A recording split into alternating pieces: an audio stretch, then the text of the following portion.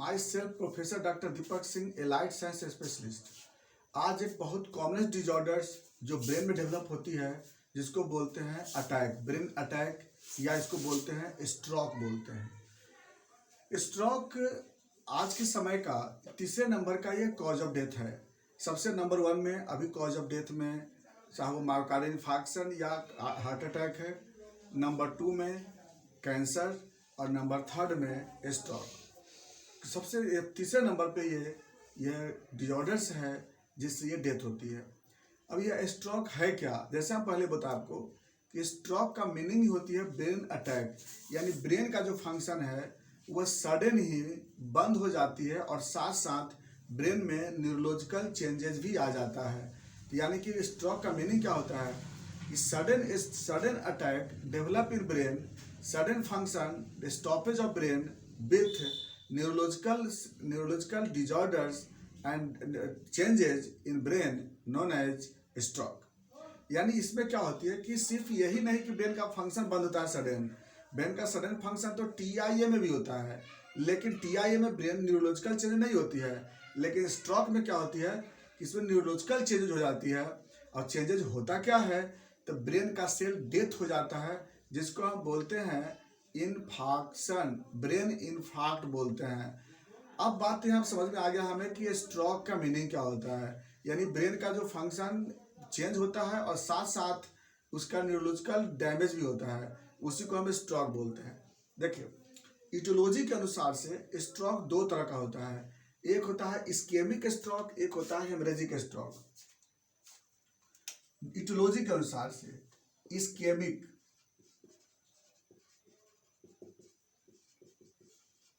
और दूसरा होता है हेमरेजिक।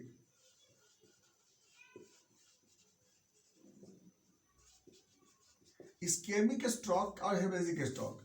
इस्केमिक स्ट्रोक का मीनिंग क्या होता है कि जब ब्रेन में सडन ब्लड सर्कुलेशन बंद हो जाती है और वह ऐसा चेंज बंद होती है जो मॉर्बिड लाइक होती है, और ऐसा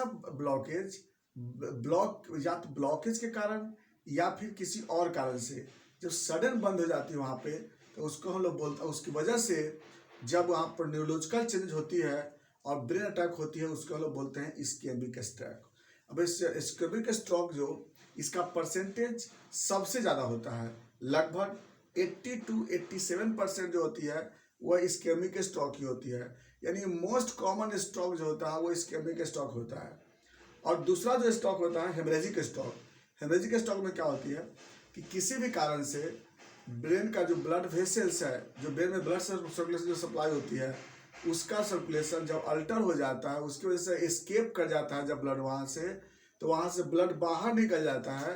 उस कंडीशन को लोग बोलते हैं हेमरेज कहते हैं। और उसकी वजह से ब्लड के बाहर निकलने के कारण, ब्लड कोगुलेशन के कारण बहुत ज़्यादा न्यूरॉन सेल डैमेज जब होने लगता है, तो उस कंडीशन को लोग बोलते हैं हेमरेजिक स्ट्रोक बोलते हैं। हेमरेजिक स्ट्रोक जो होती है वह 13% से लेकर 20% तक होता है, यानी 13 से 20% तक आपको हेमरेजिक स्ट्रोक मिलता है। अब फिर हम बात करते हैं हम लोग, इसीलिए इस डिजॉर्डर्स को हम लोग बोलते हैं सेरेब्रोवास्कुलर डिजॉर्डर्स। इस स्ट्रोक का दूसरा नाम क्या होता है, सेरेब्रोवास्कुलर डिजॉर्डर्स, या इसको बोलते हैं सेरेब्रोवास्कुलर लीजन कहते हैं।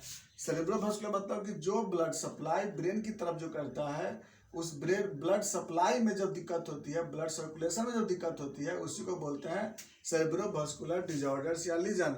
यानी स्ट्रोक जो होती है वह ब्रेन की तरफ जो ब्लड सप्लाई करने वाला जो ब्लड वेसल्स होता है उसी के कारण होती है दिक्कत। तो क्या क्या होती है, या तो ब्लड वेसल्स में सर्कुलेशन बंद हो जाता है या फिर ब्लड वेसल्स डैमेज हो जाता है। तो इस कंडीशन से वहाँ पर डेवलप होता है स्ट्रोक डेवलप होता है। अब बात चलता है इस्केमिक स्ट्रोक की। इस्केमिक स्ट्रोक का कारण क्या होता है, किस वजह से इस्केमिया डेवलप हो जाती है। तो होता क्या है कि जो ब्लड वेसल्स होती है, माने सपोज जो ब्लड वेसल्स है, ये आर्टरी है जो ब्रेन की तरफ सप्लाई करता है। ये मान ली ब्रेन का जो पार्ट हुआ, ब्रेन का पार्ट हो गया, यहाँ पे छोटे छोटे कैपिलरी है जो ब्लड सप्लाई करता है यहाँ पे। तो जो ब्रेन का जो सप्लाई करने वाला जो आर्टरी होता है, इस आर्टरी में सपोज दैट कि अगर थ्रोम्बस बन जाता है, तो अगर थ्रोम्बस हो जाता है तो इसके कारण वहाँ पर ब्लड सप्लाई बंद हो जाता है। Number 2 embolism. इम्बोलिज्म जो होती है मतलब कि कोई ना कोई से इम्बोलस सब्सटेंसेस, जैसे मान लीजिए आर्टियल फाइब्रिलेशन हुआ, वहाँ से एयर इम्बोलिज्म बन जाता है, या कोई और भी सब्सटेंसेस जो कि इस रास्ते को ब्लॉक करता है, तो इसके कारण जो होती है वह डेवलप होता है, आपको सर्कुलेशन को बंद कर देता है। तो दो कारण जो बहुत कॉमन होता है, थ्रोम्बस और इम्बोलिज्म। तीसरा कारण जो होता है वह है एनोडिज्म। एनोडिज्म के कारण क्या होता है कि ब्लड का जो सप्लाई होता है वहाँ पर क्या होता है, डिक्रीज कर जाता है, तो इसके कारण भी क्या होती है, आपका ब्लड सर्कुलेशन डिक्रीज कर जाता है। नेक्स्ट कारण होता है एवी माल फॉर्मेशन, यानी कि आर्टरी और वेन के बीच में जब अबनॉर्मल कम्बिनेशन हो जाती है तो उस कंडीशन से भी ब्लड सर्कुलेशन ब्रेन में बंद हो जाती है। नेक्स्ट आते हैं हाइपरलिपिडेमिया। लिपिड के कारण क्या होता है कि वहाँ पे ब्लड वेसल जो होती है वह उसकी सर्कुलेशन डिक्रीज कर जाती है।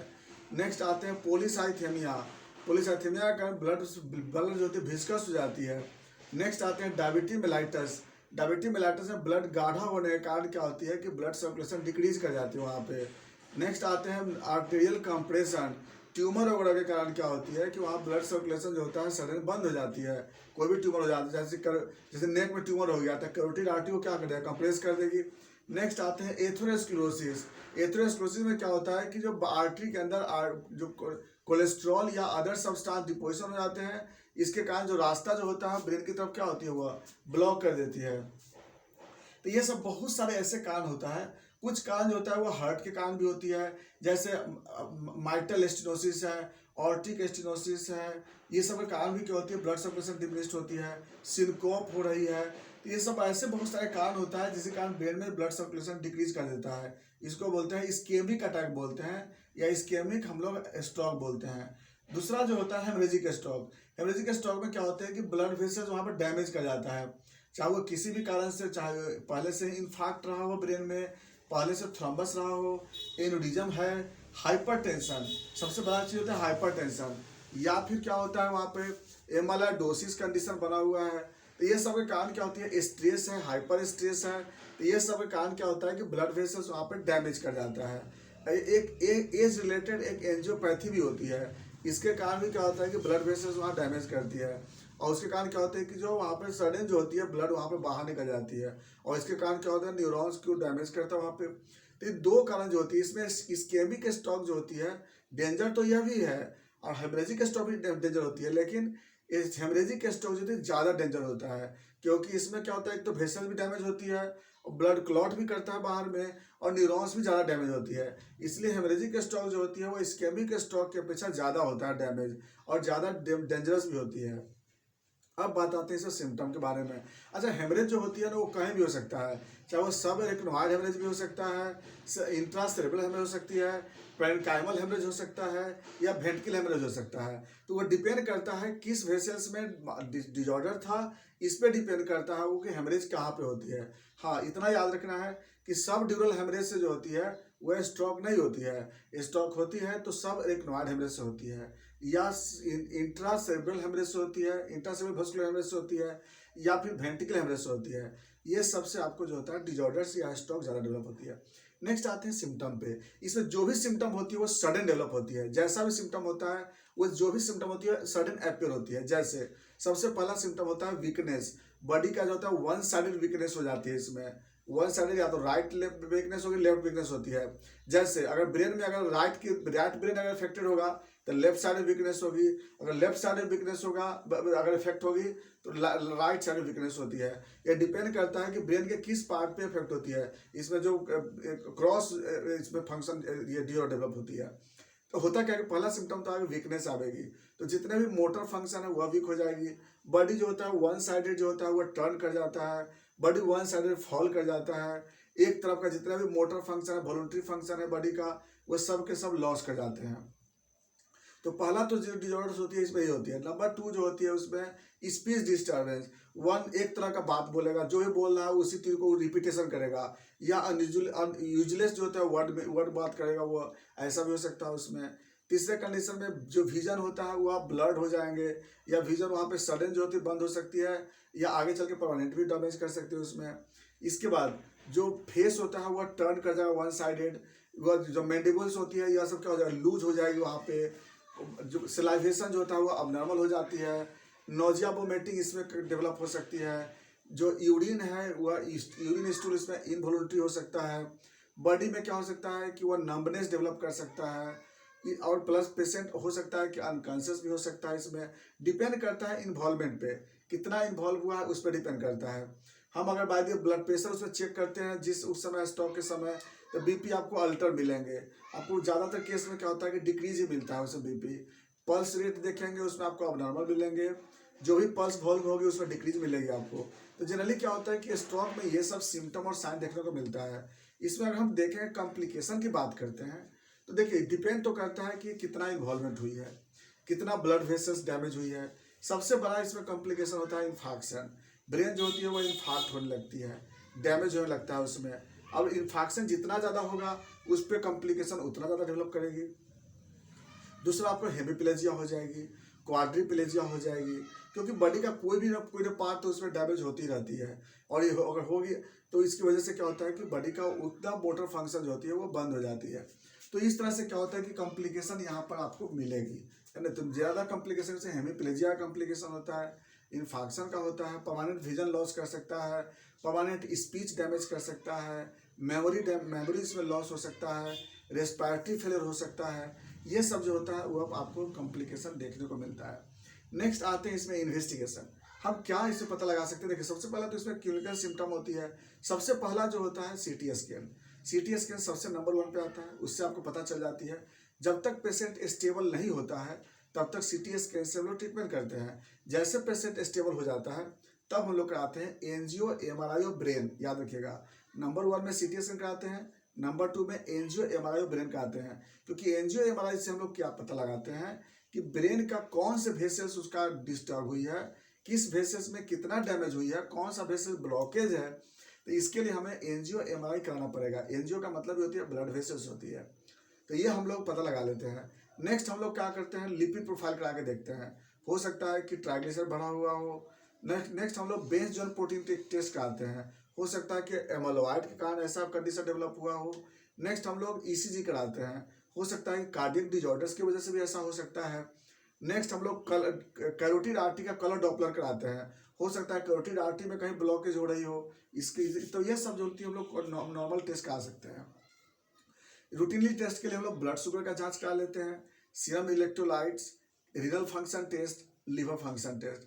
इससे क्या होता है कि हम लोग को ट्रीटमेंट करने में आसानी होती है, क्योंकि स्ट्रोक में जितनी जल्दी हो सके उतना ट्रीटमेंट ज़्यादा बेस्ट होती है। जितना लेट करेंगे उतना ज़्यादा आपका न्यूरॉन डैमेज कर जाती है। याद रखिए उसमें कि स्ट्रोक में ज़्यादा समय नहीं लगाते हम लोग। ये नहीं कि हम लोग आप कोई हकीम के पास जाएंगे या फिर आयुर्वेदिक दवा चलाएंगे या कोई दूसरे पास करेंगे, नहीं। सबसे पहला हमको डिटर्मिनेशन जरूरत होता है, और डिटर्मिनेशन करके, और सबसे पहला काम होता है हमें कि वो सबसे पहले उसको हम लोग जितना जल्द से जल्द हो सके कॉज देख करके और ट्रीटमेंट स्टार्ट कर दें। क्योंकि जितना देर होगी उतना ज़्यादा न्यूरॉन आपका डैमेज करता है, याद रखिएगा। इमीडिएट मैनेजमेंट क्या करते हैं, जल्द मैनेजमेंट कर लेंगे। सबसे पहले तो हम लोग कॉज देख लेते हैं, कॉज क्या है। ब्लीडिंग अगर हो रही है ज़्यादा तो ब्लीडिंग को रोकने की बात करते हैं। ब्लड प्रेशर मेंटेन करते हैं वहाँ पे। इलेक्ट्रोलाइट को बैलेंस करते हैं। पोटासियम जो होता है वो ज़्यादा देते हैं। पोटासियम से कमी होने से ही स्ट्रोक होती है, इसलिए पोटासियम देते हैं। ग्लिसरीन देते हैं, चूँकि ब्लड जो वहाँ पे बाहर निकल चुकी है वह बाहर निकल सके। जो वहाँ पर इथुन आईवी इन्फ्यूजन कर सकते हैं वहाँ पे। उसके बाद एंटी थ्रोम्बोटिक एजेंट यूज़ कर सकते हैं। तो ये सब जो है ना मेडिसिन हम वहाँ पे कर सकते हैं सडन, अगर हम लोग को मैनेजमेंट करना होता है। अगर हमको डिलेड काम करना होता है तो क्या करते हैं, डिलेड में हम लोग स्मोकिंग, अवॉइड स्मोकिंग को रोकते हैं, अल्कोहल से अवॉइड करते हैं, टोबैको या फिर अदर उसका प्रोडक्ट है उससे अवॉइड करते हैं।